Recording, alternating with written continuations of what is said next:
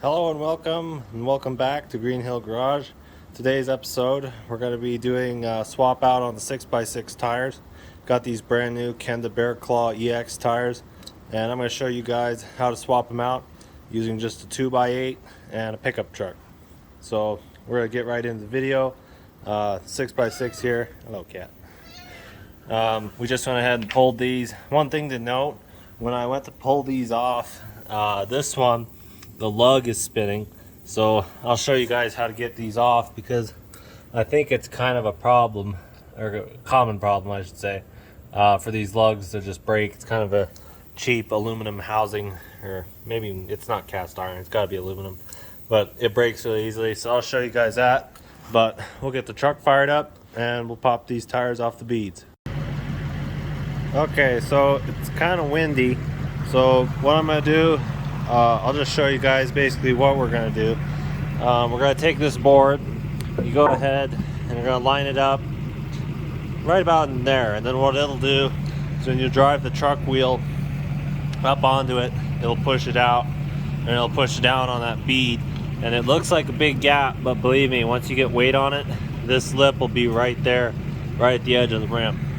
So we're going to go ahead. Another thing, keep in mind when you do this, find the widest section of the rim before the drop. All these rims have a drop to them, so that you can get the tire off the rim easier. So what you want to do, find the side with the widest area to the drop. Do that side first while there's still a little pressure. What I do is I pop the valves out. You can leave the valves in, just drain them, but since I have new valves, I just pop them out. And then you'll do this side, and you can tell on this side there's not very far to the drop, so this side will do last. It's just a little explanation there, and then we'll show you guys just what as we do it.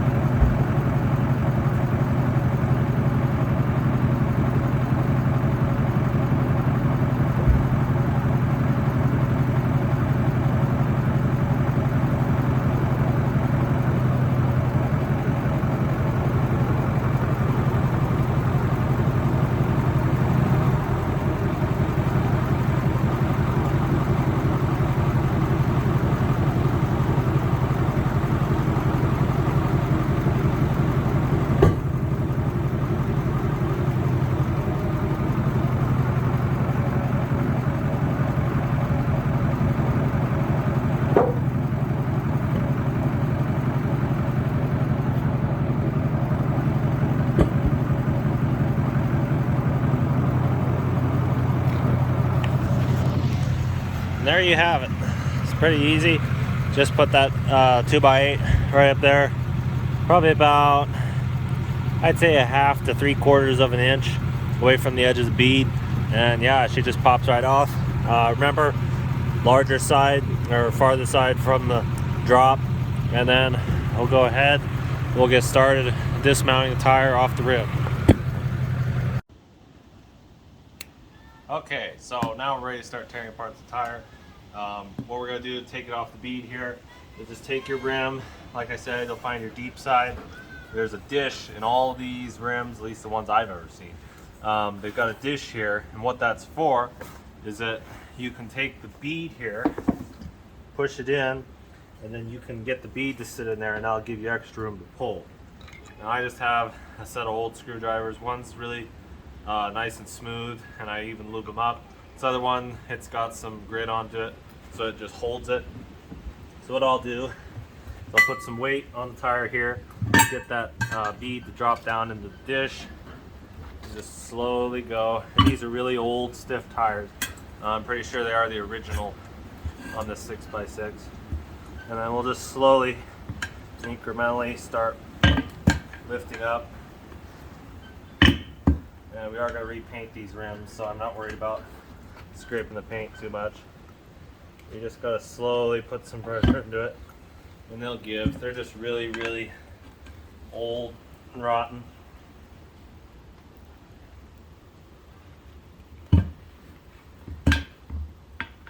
Just remember, take your time. It's not a race.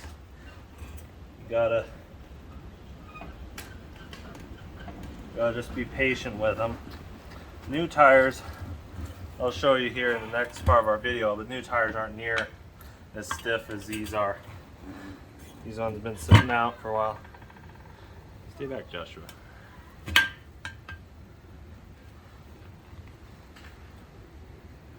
And it starts to get easier once you hit a certain point.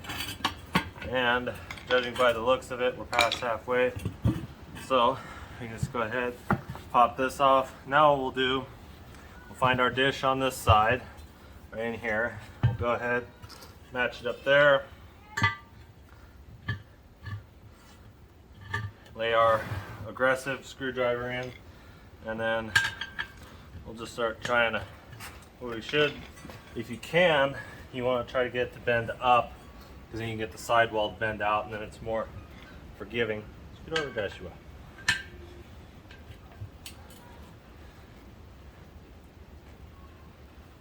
And we'll see if I can get this.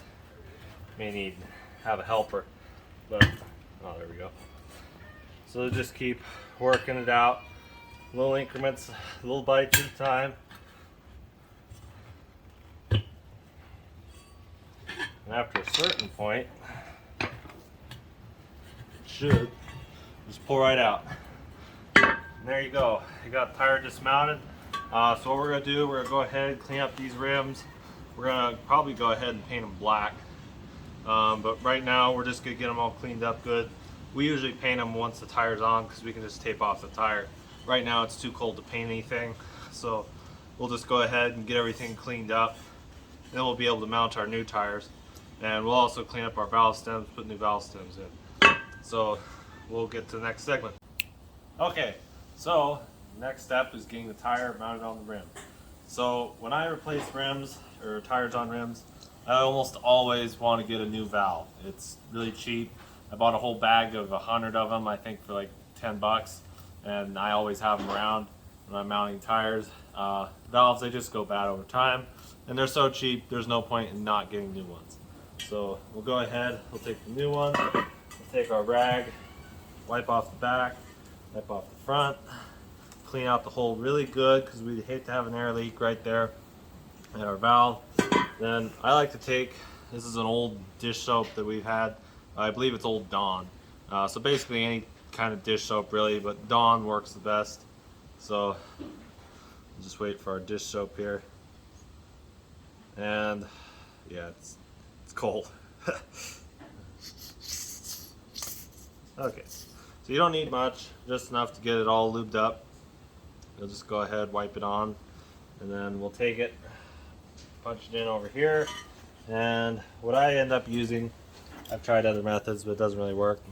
Just take a set of pliers, you'll go ahead, you'll pull and twist. See if I can get this to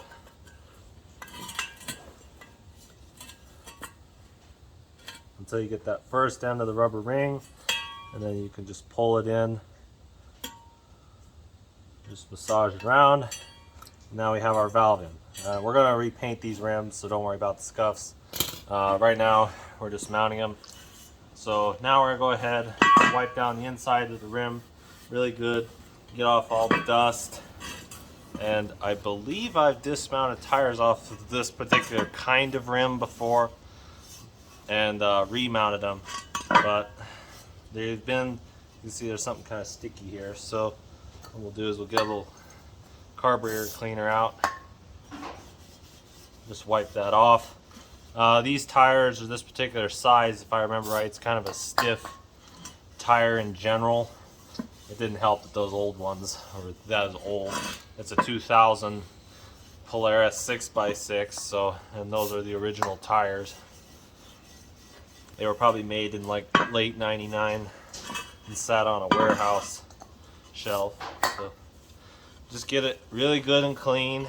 Don't want to have any dirt. Well, I mean, a little dirt's fine, but you don't want to have a lot of dirt. Tires aren't particularly fussy, but you got to have enough of a place for them to slide. Okay, so now that we're done here, what we'll do is we'll take our tire. Now, if you did notice, it's pretty distorted. It got kind of distorted in the shipping, but we'll try to get it on. We may have to resort to the old ether trick, if you know what I mean. But first, we'll just try getting it on the standard way. So what we'll do is we'll take our rim, we'll find our dish, and we'll find the most narrow part of the rim. This is the part of the rim that's going to go in first. So we want to take a look at our 6x6 over here. We'll see that this is going to be a left side tire, looks like. I already have, okay. So this will be a left side tire. Take it, face it like this, and we'll take our tread pattern. This is a directional tire. On non-directional tires, it doesn't matter. Since this is a directional tire though, we'll get it faced the right way. We'll take it, lay it over like this, lay our rim in the direction we want it. We'll just go ahead, we'll lube up our bead here really good.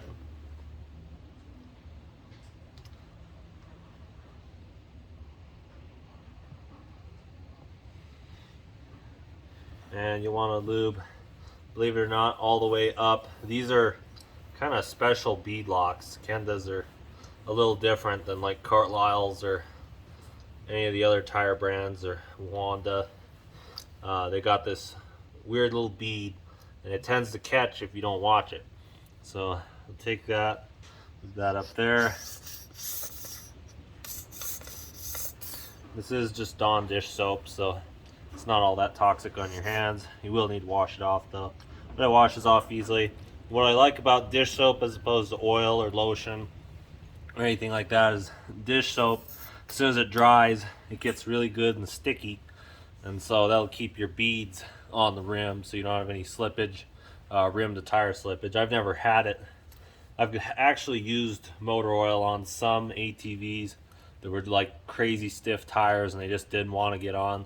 Then I put them on a little motor oil, but I try to avoid it because it will retain its viscosity and it doesn't ever dry up. So we'll take that, we'll take our rim, give a nice healthy coating of dish soap here on our rim.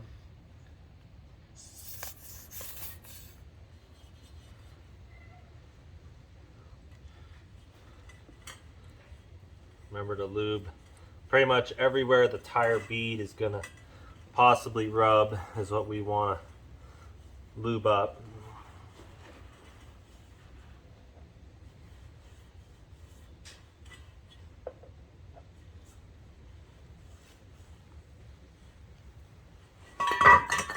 Rotate it over, lay on just generously. Doesn't cost much for dish soap, so there's no point in skimping. Go ahead, and the reason I started changing tires, believe it or not, myself, I went down to the tire shops, and you go to have it mounted, and you'd have like just one tire that you wanted mounted, and they'd charge you 20 bucks just for labor. Got to thinking about it, you can buy one of these tires for like 60 bucks to 70 bucks on eBay. So after 2 or 3 visits, you could have had another set of tires. So that's kind of the reason why I started mounting them myself. So now what we're going to do, we're going to remember that we're facing left, to the left side of the vehicle. We're going to take shallow end of our dish, because this faces out. Shallow end in first. And sometimes you'll get lucky, believe it or not. And it'll just kind of press in. Sometimes tilt it. Let's see. Guess we're not lucky this time. Oh well. But just go ahead, now it's really slippery with that dish soap.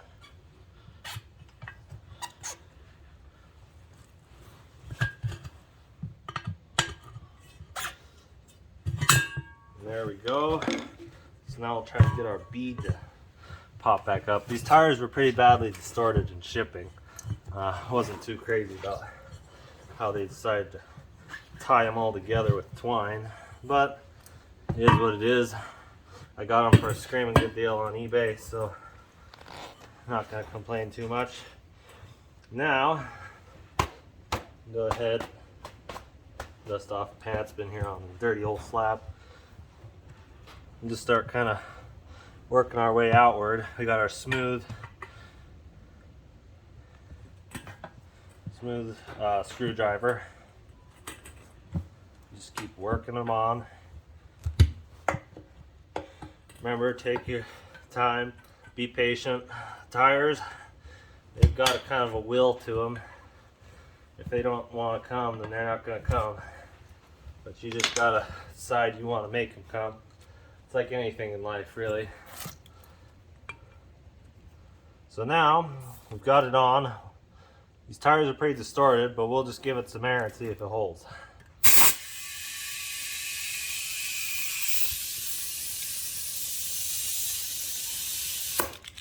Okay, so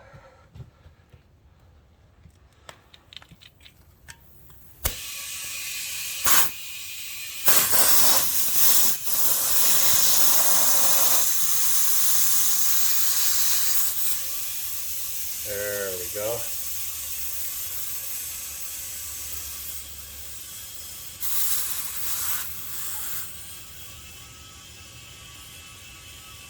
So 36 psi is the maximum pressure to seat beads on these. I try to avoid the maximum pressure. If you lube up a set of tires good and the rim good, it shouldn't take quite that much.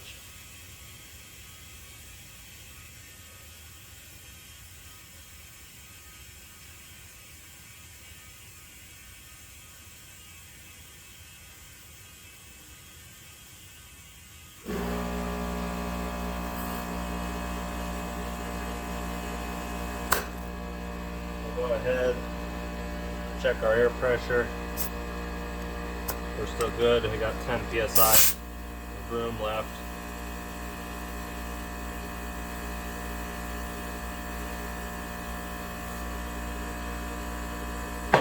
There goes the back side.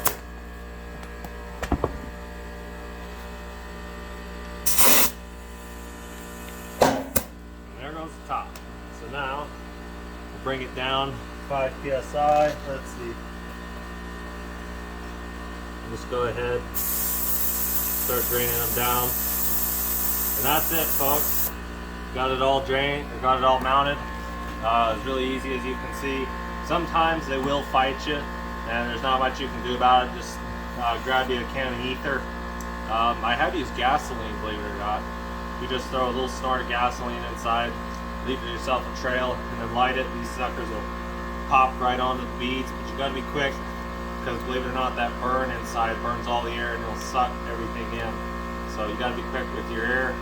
Light it. As soon as it pops, jump on it and start throwing air into it. I've done that a lot with car tires. I haven't had to do it with ATV tires actually for a while, but we'll just go ahead and drain this tire down to 5, and that's pretty much all for today. So again, thank you all for watching. Leave a like, comment, and subscribe if you haven't already, and check out the other content. Check out our drift video on the 6x6, and here pretty soon we're also going to have a video series on repairing the 6x6. So y'all have a great rest of your day.